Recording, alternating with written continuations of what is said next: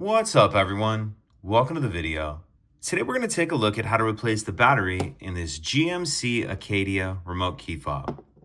This GMC Acadia key fob is going to use replacement battery CR2450, and I'll put a link in the description box of this video to where you can find these replacement batteries if you're in need. So the first thing I'm going to do is grab my key fob and remove the emergency key that's in the bottom of it.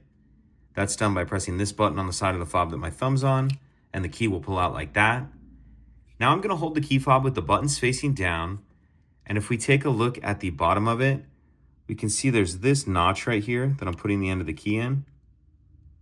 So what I'm going to do is put my key in the notch, and then I'm going to pry up on this back cover right here. So put the key in the notch like that, make sure it's as far in as it will go, and then pry up like that. So I just kind of put it in there and pry it up. As I did that, it popped this back cover off. Once we get our back cover off, we see our battery right here.